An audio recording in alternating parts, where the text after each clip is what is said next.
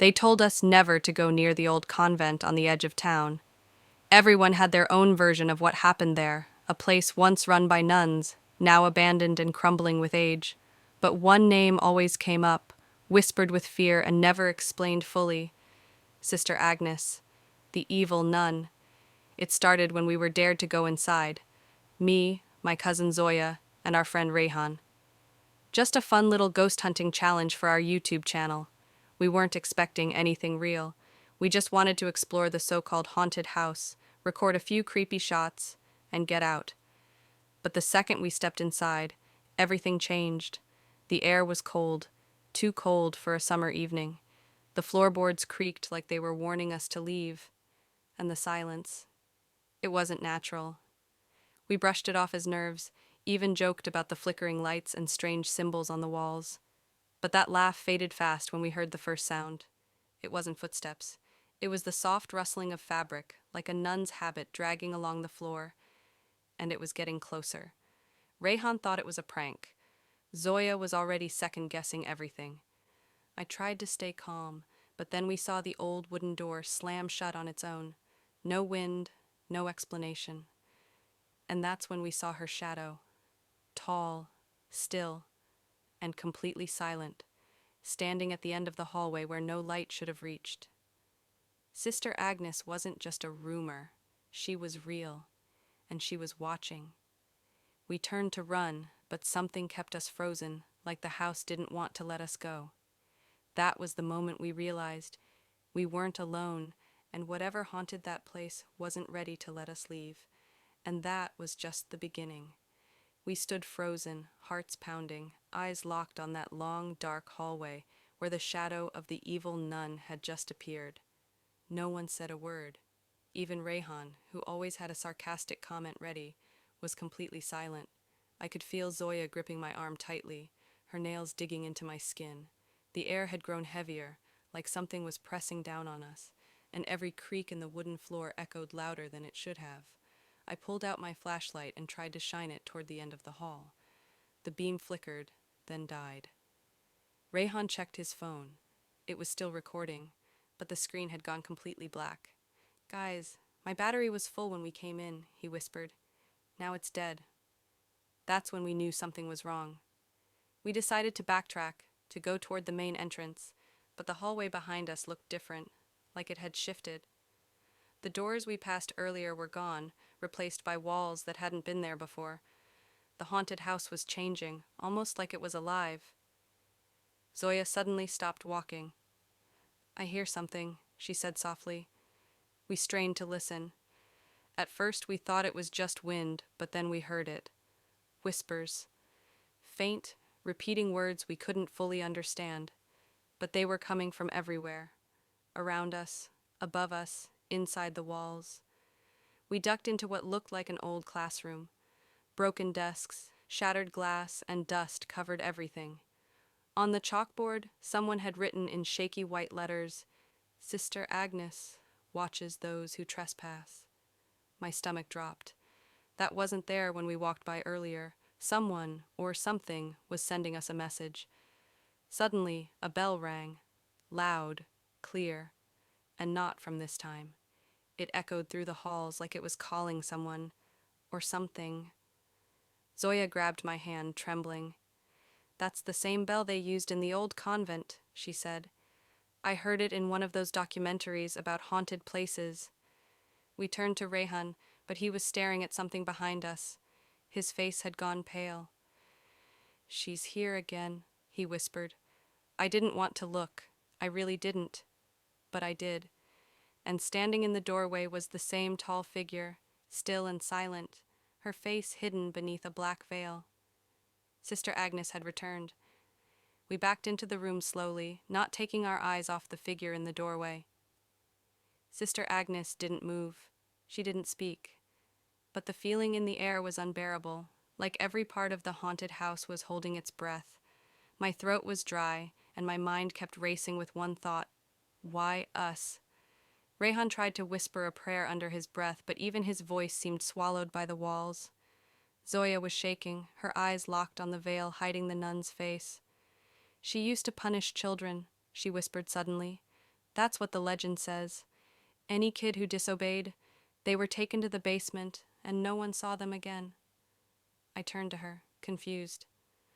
How do you know that? She hesitated. My grandmother lived near this convent when she was little. She told me stories, but I thought they were just that, stories. She said Sister Agnes was strict, but something changed in her after the fire. People said she started hearing voices. Then kids started disappearing, and the place was shut down. My heart dropped. We weren't just inside a haunted house.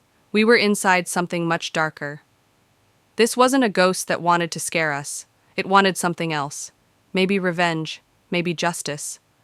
Or maybe it just wanted us to feel what the children once did: fear, silence, and no way out. Rehan slowly raised his camera again, even though the screen was black. If we get out of here, this will be the craziest thing we've ever caught on tape.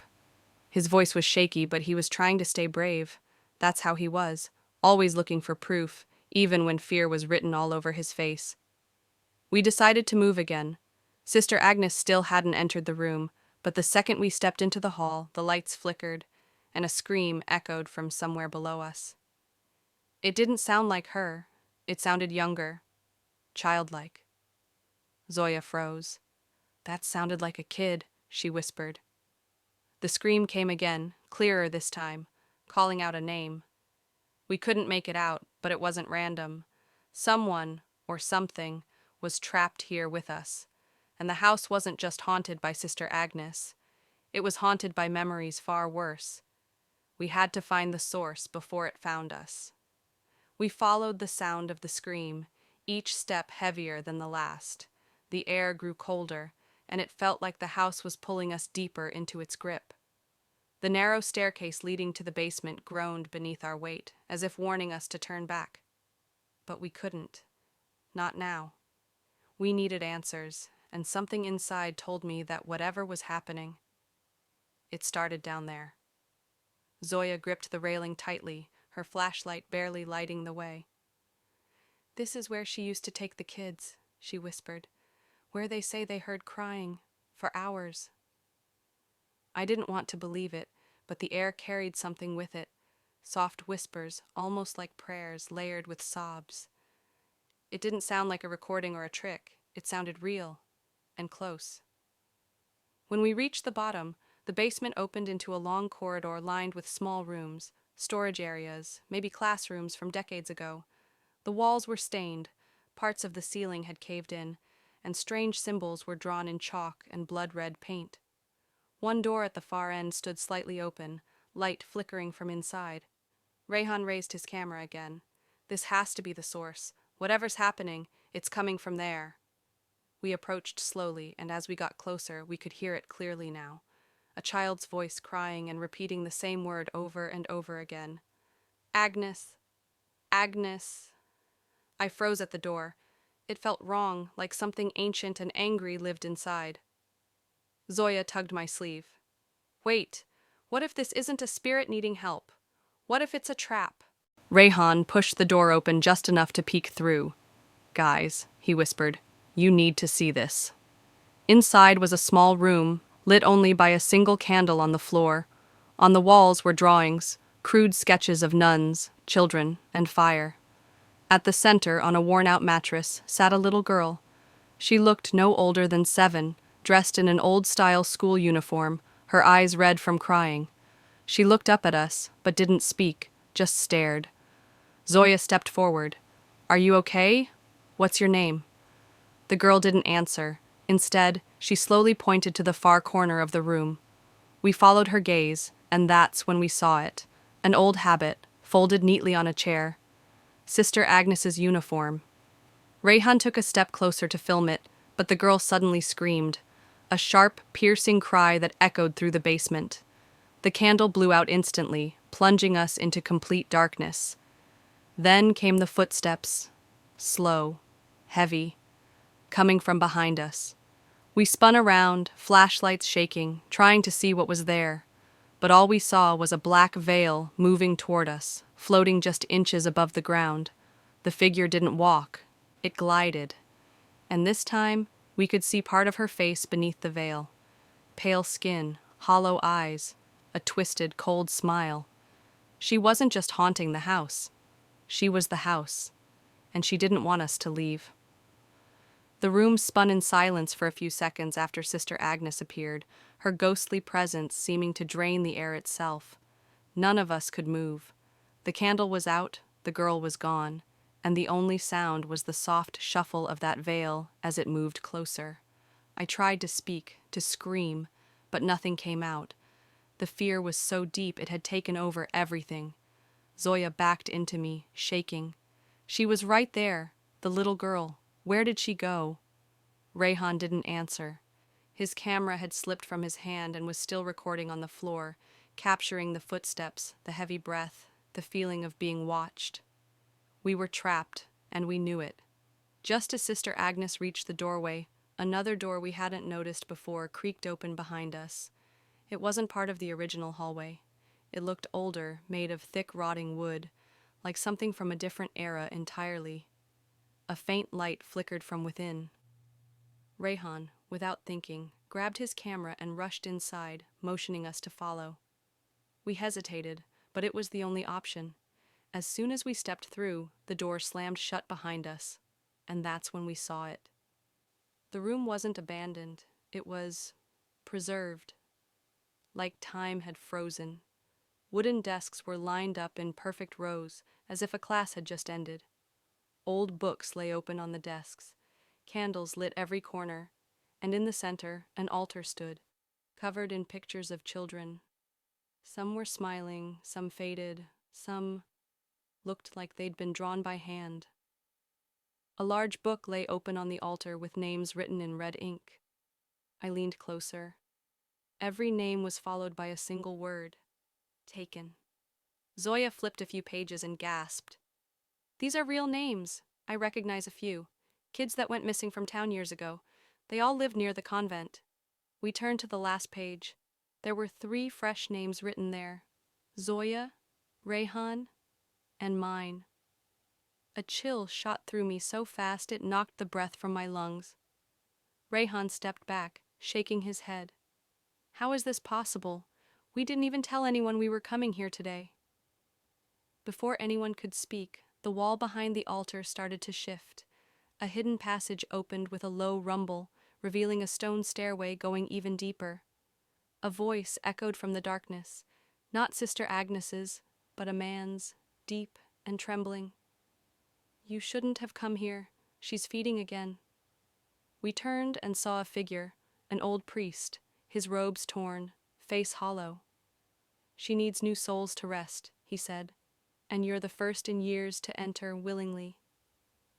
The real horror wasn't that Sister Agnes haunted the house, it was that she never left. And now we were part of her ritual. The priest's words echoed through the chamber, bouncing off the stone walls like a curse. Zoya clutched my arm, trembling. Souls? He said she's feeding? Rayhan stepped in front of us, flashlight flickering as the room began to shake. Dust rained from the ceiling, and that deep, suffocating chill returned, heavier than before. The altar burst into flames, but the fire didn't burn anything. It just glowed, casting eerie shadows across the children's faces in the photos. The priest stepped forward, eyes desperate. There's only one way to break the cycle. You must return what she lost. We didn't understand. Zoya shouted, "What did she lose?" He pointed to the book. Her first victim, the girl. She was her own blood. It hit us like a punch. Sister Agnes wasn't just angry. She was grieving. The little girl we saw earlier, that wasn't a random spirit. That was her niece. A child taken in by the convent, then lost in the fire that destroyed the East Wing. The guilt twisted her into something vengeful, something trapped between this world and the next. Suddenly, the shadows from the fire formed a shape: the nun. Her face was fully visible now, twisted with sorrow, not anger. She didn't want to hurt us. She wanted someone to witness her pain, to remember. Zoya stepped forward, tears in her eyes. We see her now. We see what happened. She placed her hand on the book, whispering the little girl's name we'd heard faintly earlier, Elena. The fire went out in an instant. A blinding light filled the chamber, and the hidden passage began to collapse. The priest looked at us one last time and smiled faintly. "You've set her free." We ran, bursting out through the front doors of the haunted house just as the sun began to rise. The air was warm again. The silence was peaceful. The curse was broken. But as we turned to look back, Rayhan's camera blinked to life. One last recording started playing, footage none of us had taken. In it, we saw ourselves entering the house, followed closely by another figure, one we never noticed before, a second nun, smiling, watching, and the screen cut to black. We stood outside the old convent, breathing hard, trying to make sense of everything that had just happened. The sun rising behind us made the once haunted house look ordinary, quiet, almost too normal. But we knew better now. What we saw, what we felt, none of it had been just imagination. It was real. Every whisper, every shadow, every name written in that book. We had lived through the nightmare. Rayhan picked up his camera, still shaky. "There's a second nun in the footage," he said, playing it back slowly. We watched it together, this time more carefully. The figure was faint, but definitely there, hovering at the edge of the frame, watching silently as we walked inside. She wasn't Sister Agnes. Her veil was darker, her smile more unsettling. And while Sister Agnes's spirit seemed desperate for peace, this one felt patient, like it was still waiting. Zoya whispered, "What if she's the one who started it all? The one who turned Sister Agnes into what she became?" We never did find the priest again. The stairs to the chamber were gone, as if they'd never existed. The altar room? Nothing but rubble. The town records showed no trace of him either. It was like he was part of the house itself, just another soul caught in its grip. But the book? That page with our names? Rayhan had captured it on camera, clear as day. Proof that something deeper lived inside those walls. Back home, we tried to move on. Zoya lit a candle for Elena every night. Rayhan edited the footage, but some clips would glitch, especially the ones with the second nun, as if the house didn't want parts of the story told. Still, we uploaded what we could. The video went viral. People called it the scariest real-life haunted house experience they'd ever seen. Some even recognized the convent, saying they'd felt uneasy around it for years. But the one thing we never told anyone, that in the final shot of our last video, just for a second, the reflection in a broken mirror didn't match us. It was her, still watching, still waiting, and we realized some haunted houses don't let go. They follow,